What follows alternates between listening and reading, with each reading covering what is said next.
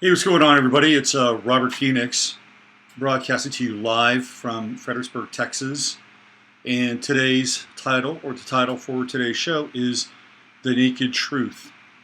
That's right, The Naked Truth. So I'm broadcasting to you live and naked from Fredericksburg, Texas. How's that?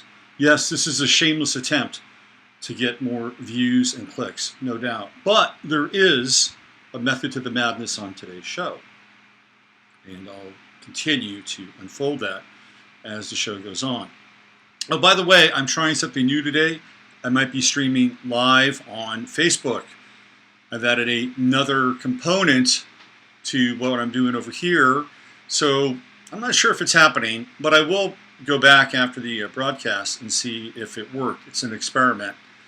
And hopefully I'll be adding a few more outlets here to the worldwide intergalactic broadcast. So let me get into what are we doing here? Looks like, yeah, hey, there's Justice and Ani and JP and Judy and Marie and Isla, and the gang is all here. And Raven and Phoebe. All right, awesome. 22 immortal souls are now watching. Beautiful. Okay, let me just make sure that I'm streaming live over on 15 side. I am indeed. Yes, indeed. It's going to ask me to sign in again. Why is that happening? I always got to do this garbage over in chat lead. Just remember me, please. Just remember me. I'm here. Welcome everybody on the 15 Minutes of Flame side. And let's see. There's Ani and Michael. Yep. There's Judy. So let's see what we got here. Let me see. Hold on. I cannot seat myself over on the YouTube side. Let me just refresh. Sometimes it takes a bit of a refresher. Here we go. Oh yeah, there I am. Right. So today's show, the theme for today's show is The Naked Truth.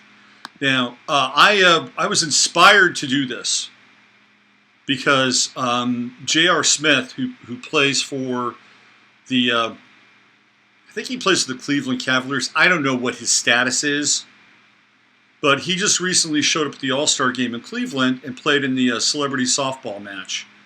And he went shirtless. And boy, did it get a lot of buzz.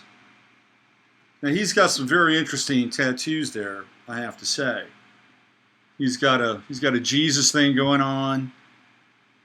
He's got, that's probably his mother. I mean, this is the illustrated man. He's getting about as far up in that face as he possibly can, right there at the jawline without putting ink on his face. Ray Bradbury would be very, very happy with J.R. Smith. You know, J.R. Smith had this one moment when he was playing, and he went into like kind of an MK Ultra trance. It was very weird. He did some weird shit on the basketball court.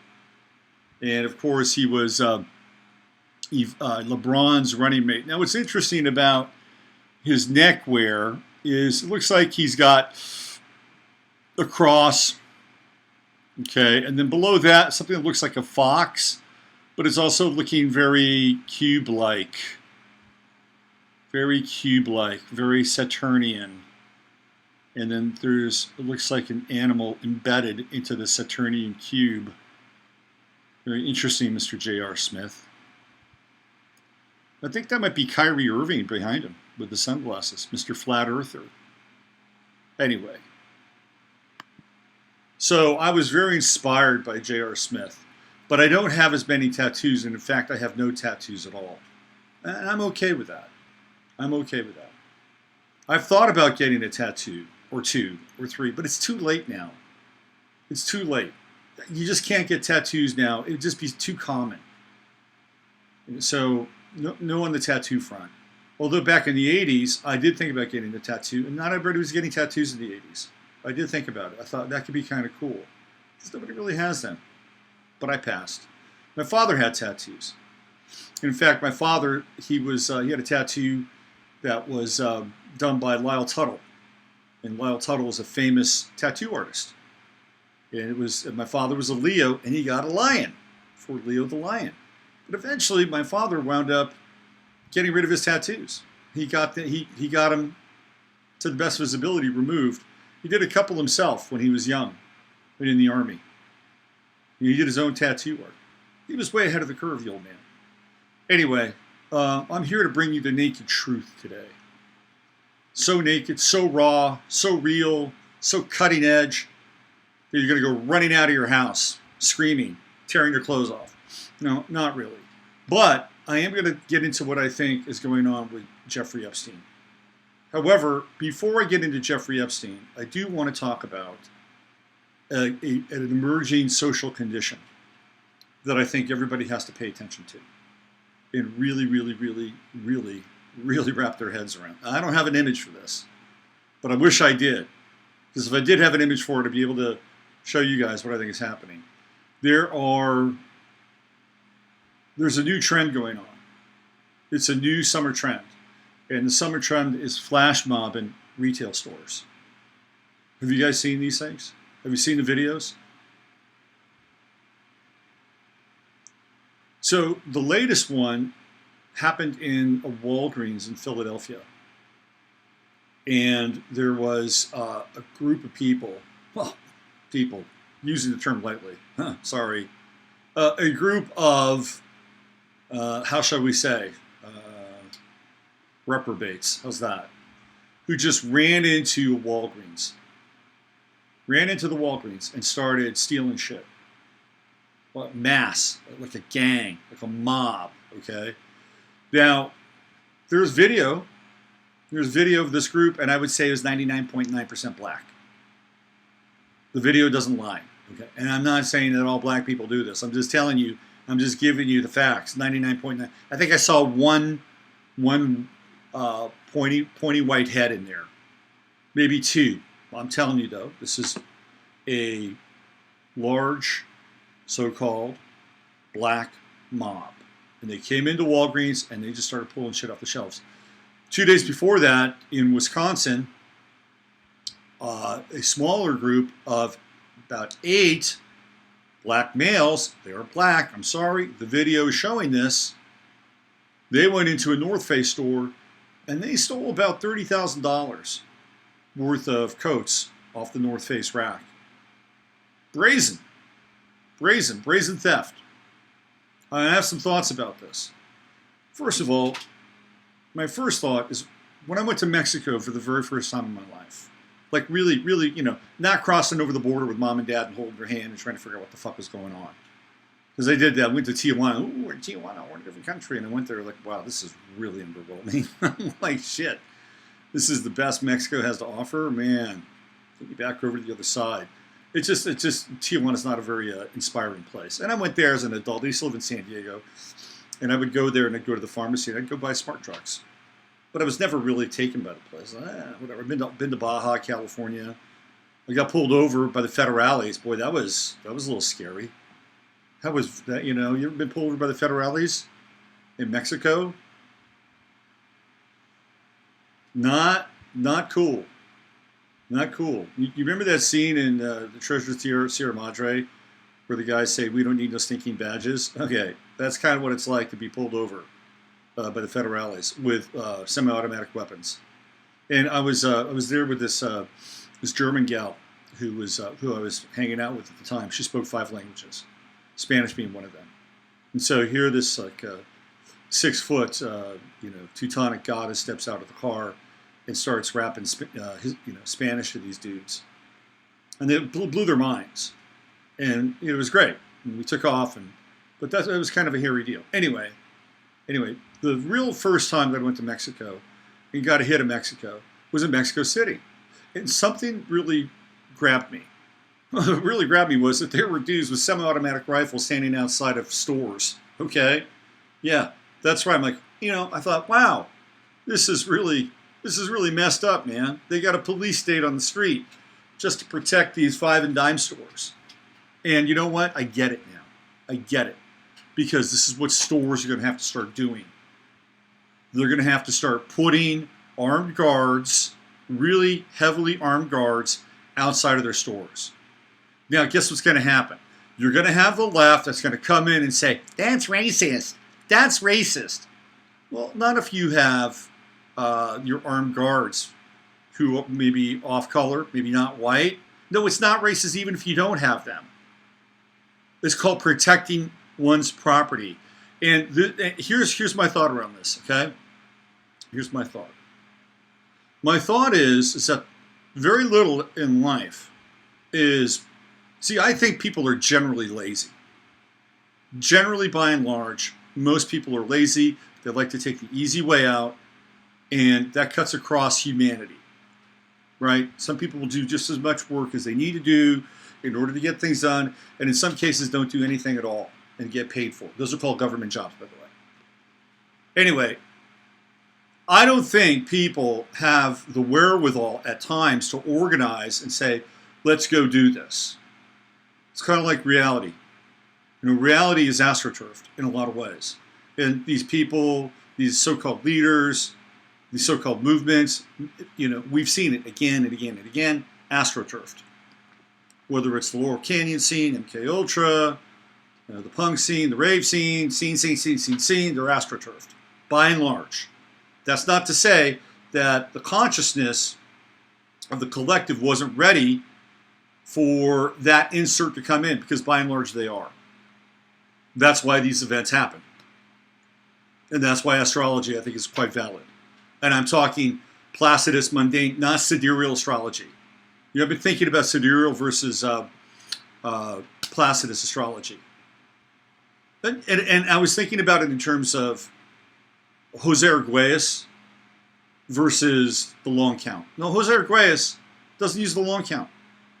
Jose Arguelles has the wave spell, and he inserts himself into the calendar and creates a whole new system.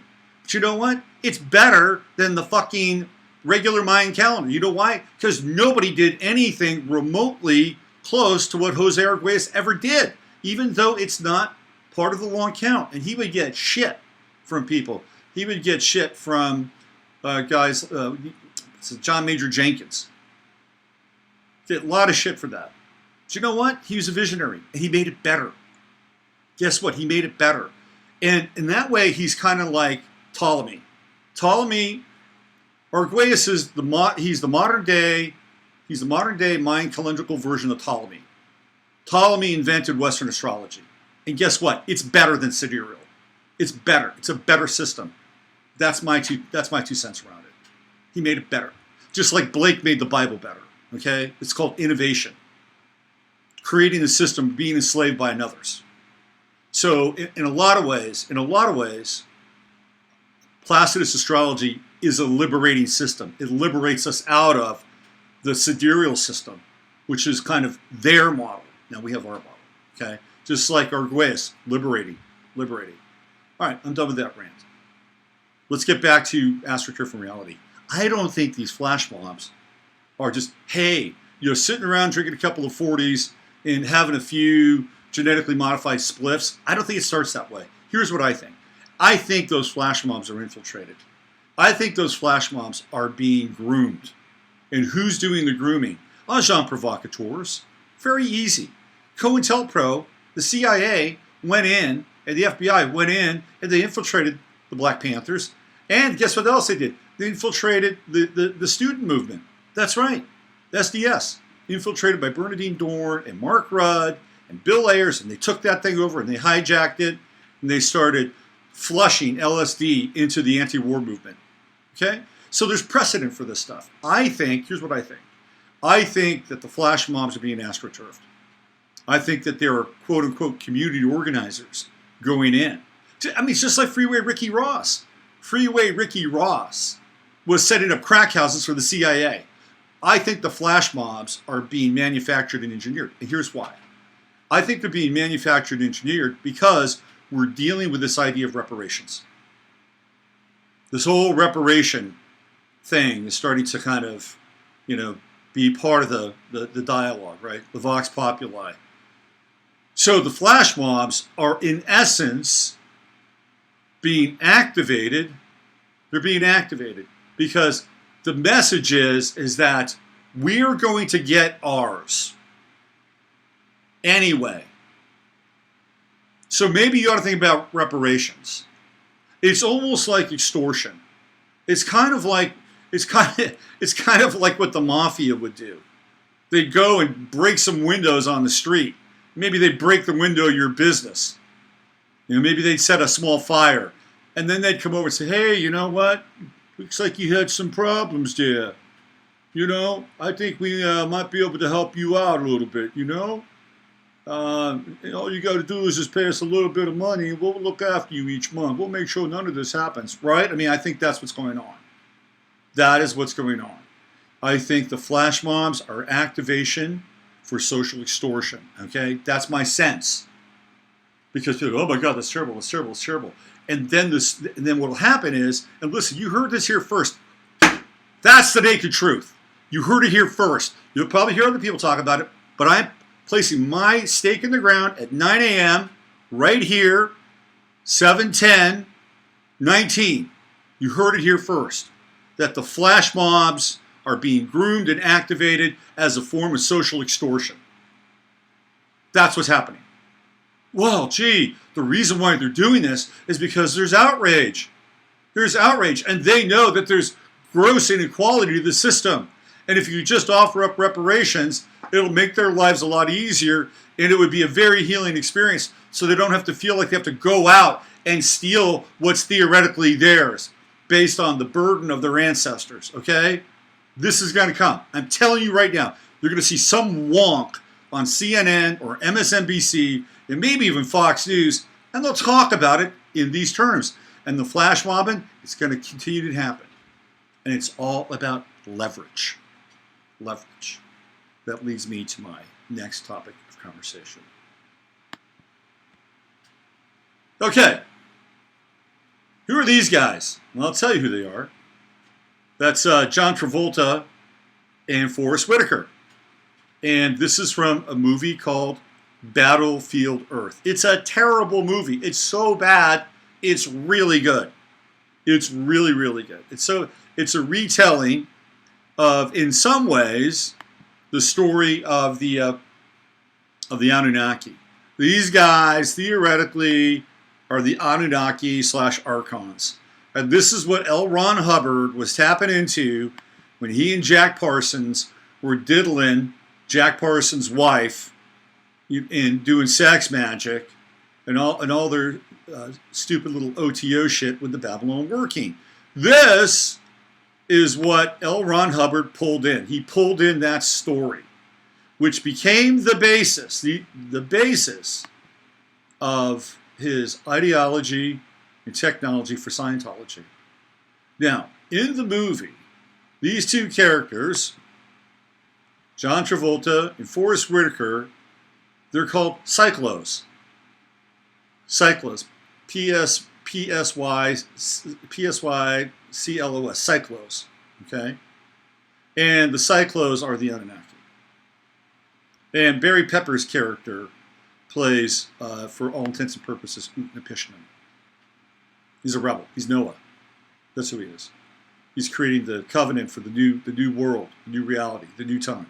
Anyway, one of the things that they talk about plays a central theme, plays a role, and it's the central theme of the movie, is leverage. Leverage. They talk about leverage almost like it's a religion. And leverage is a tactic of the psychopath.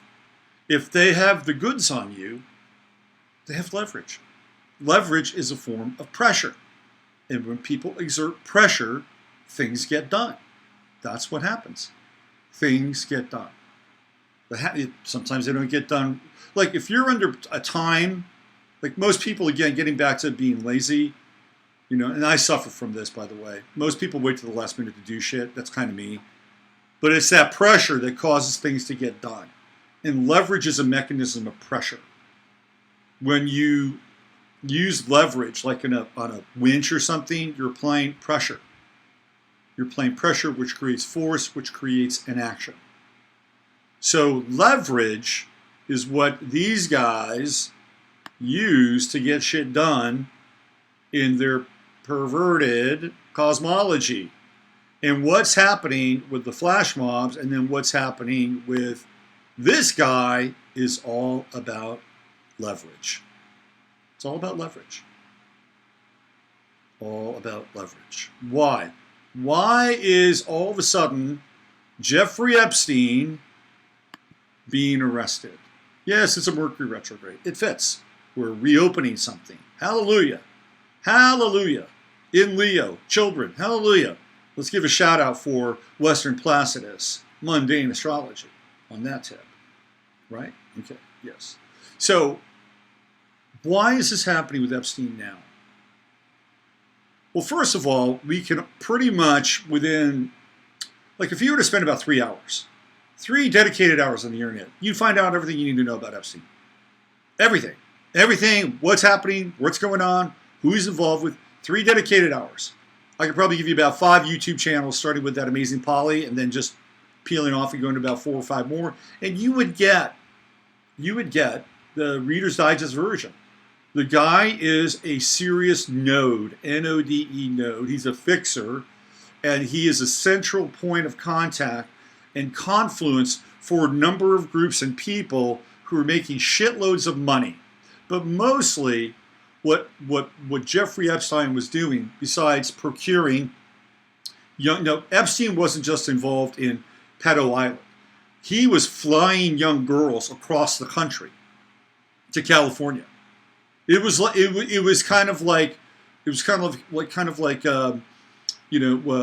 what's that meal service that people use now? Dine Dash or Door to Dine or whatever. That's what it was like. You'd get on probably a server that's a secret server somewhere. Remember, the internet's been going on since 1996. And the first people that made a shitload of money and populated the internet and tore the internet up were the porn people. They were ready to go.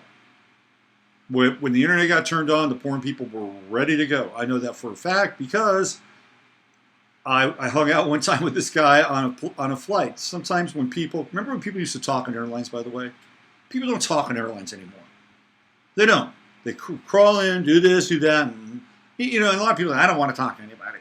I like talking to people on the air. It doesn't mean that I need to. I'm okay with being on my own. Trust me. I don't feel like, but there are times we can have really interesting conversations with people. Why not? I'm at 2 clubs. The conversation club. Anyway, this guy told me that he was involved very early on in the formation of ISPs. And he said as soon as the switch got flipped, the people that were there knocking at our door with lots of money, it was the porn industry. They knew it was coming, they knew it was happening, and they knew exactly what they wanted to do. They had a handle on the technology, and they got their feet in first. Okay, so that was 1996, 1995, right around then. And you know that there are, at that time, things were very hard to find. And to this day, you could have a server, which would be very, very difficult to find, be very private, and only a few people or people that were clued in could go into it. And these servers exist, and now a lot of them are on the dark web now. So all you'd have to do is just go in and look through the menu, and you would order. And then Epstein would send one of his girls, totally mind-controlled, enslaved out at this point, going all the way across the country to meet somebody and having an experience with them. That's what was going on. And the other thing that he was doing, this is kind of it's really interesting. Like in nature, you can see this. Like ants will employ other insects to do their bidding. It's a really interesting kind of phenomenon. And what Epstein was doing is he was getting these middle school and early high school girls to go out and recruit for him. That's what he was doing. He was getting girls to recruit for him. So his fingerprints weren't always on the girls that were being used. So there was a whole level of deviance that was going on here. So that was one thing he was doing. But I really feel like the big piece of meat, the filet mignon of the whole thing, besides money laundering, besides the sex trafficking, besides who knows what else, right? The big meat of it was extortion. Extortion. Now, the reason I say this is because when this guy Costa was involved with trying or adjudicating the Epstein case, he was told to lay off of him. Because the deep state, quote unquote, the deep state had an interest in Jeffrey Epstein. Jeffrey Epstein was an operative. He was an operative, and he was an operative that probably worked for the CIA and the Mossad. And what they were doing is they were grabbing video, very compromising video of people, and extorting the shit out of them. You know what that's called? You know what that's called? It's called leverage. Leverage. It's the same leverage in many ways that I think is being or will be attributed to the flash mobbing. It's called leverage. So why is Jeffrey Epstein being rushed to the forefront of the criminal justice system at this point?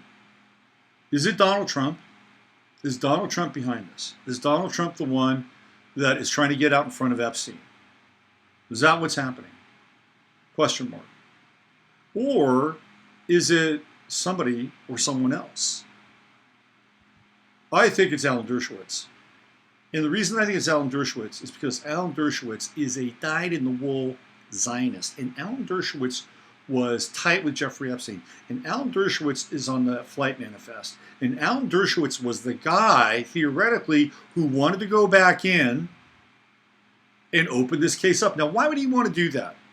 Why would Alan Dershowitz want to subject himself to scrutiny, number one, and number two, possible prosecution? Well, I'll tell you why. Alan Dershowitz has all the tapes on everybody.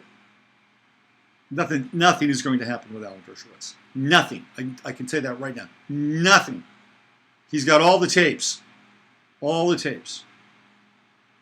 Here's what I think. I think this is a move to squeeze Trump to go do something about Iran. I think Trump has proven to be a bit of a thorn in the side to the so-called globalists, the Chabadists, the Zionists, and the military-industrial complex. They want shit to happen. And Iran is still in the news cycle every single day. Iran is stepping up their uranium enrichment program. Well, why not? Why wouldn't they? The United States broke the deal. The United States said, hey, bad deal. Well, of course, there's money involved in that deal, and there's Joe Biden, and Joe Biden's son, and Obama. It was a dirty deal to begin with. It was a bad deal to begin with. So maybe breaking the deal is probably not a bad thing. I'm sure Iran got some of that money. Sure, they got some money. Did they get all the money? Wasn't Biden the bag man? Didn't he go to China? Wasn't his son the recipient of contracts from the Chinese?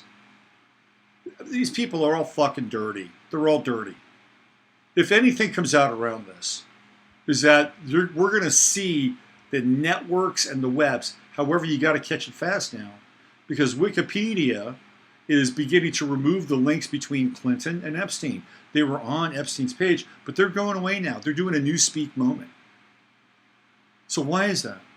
Why is that happening? And Clinton saying, "Oh, I don't even really know who he is." The reason why is because they don't want Clinton. They don't want Clinton. They want Trump. They want Trump, and they want Trump to basically roll up his sleeves and go in and do whatever the fuck they want in Iran. That's what this is about. And Alan Dershowitz would never, ever, ever compromise himself. Ever.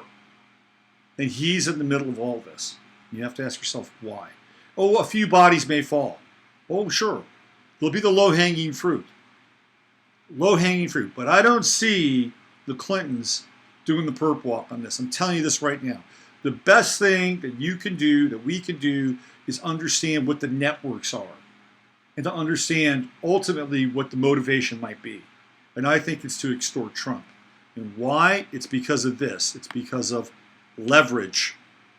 Leverage. The whole thing with Barr is really a trip too. First he recuses himself. That's a little Mercury retrograde moment. Oh, I got to recuse myself. I recuse. Now he's back in it. Of course, Barr's father hired Epstein at the Dalton School, right? He hired him. So now they got Barr over a barrel. Think about that. Barr barrel. Anyway, they got him over a barrel. Then this stuff is going to get thick. Very thick. I think ultimately it's about leverage. So today's show, the theme is leverage. Whether it's a flash mob, or whether it's a smash and grab mob, or whether it's the mob that wants to extort people in political extortion, emotional extortion, psychic and psychological extortion. That's what's happening. And the extortion game goes to really high levels. And the high levels are that, first of all, you want to talk about the war on terror? That's an extortion racket. It's a total extortion racket. We're not going to let up. The war on terror will never end until we say it does. And we're going to extort your consciousness until that day happens. And it'll end when we say it's good and ready to end, because that's how the war on terror works. It's extortion. It's extortion. It's stealing your inner peace of mind. And now we've got a whole nother. The war on terror has shifted, by the way. That's a thing of the past, man. That is so passé. That is so like 2009. Now what's happening is it is a full-on street conflict, open-armed conflict between the so-called left and the so-called right. Megan Rapinoe, who shot to prominence over in France because of her diffident and dissident attitude towards the President of the United States and the United States in general, became a super cause celeb. And just recently, I think it was last night, there were posters of Megan Rapinoe in a subway station in New York. And guess what? They were defamed. People wrote nasty shit on them. Guess what? They're treating it as a hate crime. Pure old vandalism. Pure old, like if you put a Hitler mustache on a Megan Rapinoe poster, you could be considered a terrorist. So there's a new rebranding of terrorism. And who's to say that anybody really on the so-called right or the so-called white nationalist front or whoever, who's to say they even did that? The world is fraught with false flags that grab our emotional signal. Jussie Smollett, is the last, sort of character that comes to mind in a really big way. This shit happens all the time.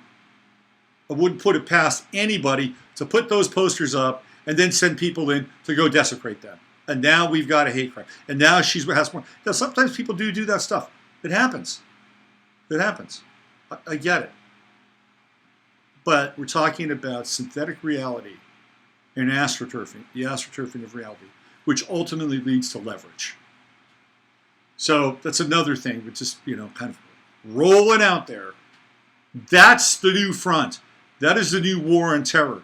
The new war on terror are people with pale skin, like me. Do I look like a terrorist?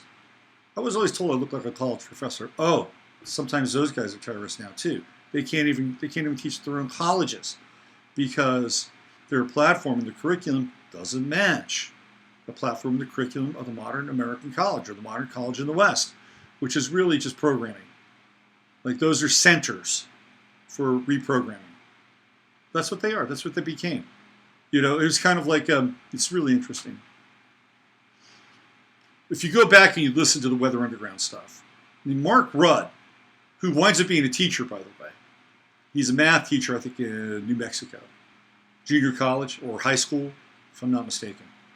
Of course, Bill Ayers and Bernadine Dorn become very, very involved in teaching and actually have positions where they teach. And Bill Ayers connected to Common Core. And basically what Mark Rudd said is, if we have to kill between 8 to 10 million Americans, we'll do it. We'll do it. He's taking a page right out of Mao. We'll do it. Of course, we'll give them an opportunity to be socially re-engineered. And they'll have these centers where they'll be re-educated. That's what the American college system has become. They become centers of re-education. Not education, re-education. And we didn't even know this. And I've talked about it before. The American university system has become a network of re-education centers, posing as colleges. Think about that for a moment, just for a slight moment. That's the naked truth that's being revealed here today on 15 Minutes of Flame. Let me check in with you guys. Let me see what's going on in Chatlandia. Let's see, strange how his island burnt down. Arrest. Let's see, clean up. All right, naked chat. Yeah, you guys feel free to take off your clothes, by the way. feel free to take off your clothes. Philly does not have 99% black, but do your homework. Check out the real stats. I'm just looking at the flash mob, man. I'm looking at the video. I'm looking at the people that poured into that. Look, I've been to Philadelphia. I've got great vibes and great karma with Philadelphia. I love Philadelphia. I think it's great. I love Philadelphia. Love it. It's a great city. I'm not here to demean Philadelphia at all. Just look at the flash mob in Walgreens. The visuals are there. They're there, unless of course they're deep faking the whole thing, and that's a whole nother thing. You still have time if you want to use my energy for revolution, because the window is going to be open much longer. Michael, yeah. I think. Look, Michael, your time's going to come. Trust me, it's going to come. I no doubt. No doubt. Okay, strange. Okay, we got the island stuff. What else? Anything else? You shouldn't. It's a rare film, but I have it. They look like Klingons. Yes. Peaceful Pets, man. Like I said, I've been to Philly. I go to Philly about once a year. Although I think I'm banned now. I think I might be banned in Philly. I think I'm a bit too controversial. And I love the people there. Big shout out to the people with Solutions. Big shout out to Honey. Big shout out to Len. The people with Solutions are fantastic. I love that place. I go there a couple times a year. It's one of my favorite things to do. But I'm not sure if I don't know. I'd love to come back. I'd love to come back. Just putting it out there. Okay. All right. So thanks for being a part of today's show. I don't know if this worked over on Facebook. I guess I'll find out. But trying to expand the network a little bit. By the way, if you like this program, if you like what I do, tell your friends, hit the subscribe button, ring the bell, do all the things that all these other people do. My goal, my humble goal, and I've been doing this show now, really in earnest, since about 2015, roughly, almost 4 years. My humble goal is to get to 1,000 subscribers. 1,000 subscribers by September. 1,000 subscribers. I don't think that's irrational. I'm close. I got about 700 people. But I'd love to get to it. It's a nice number. It's a humble goal. Speaking of goals, there's this one guy. I love him. I think he's great. Chronicles of Judah 144. He's fantastic. He got to 100,000 subscribers and he got demonetized for hate speech. So I had some ideas about this. I just want to share them with you. This is a really brilliant thing now that YouTube has done. YouTube has figured out how to not pay people. It's plain and simple, because 100,000 people, you're starting to make a little bit of money. You're starting to make a little money. Now all YouTube has to do is, hate speech, demonetized, bang.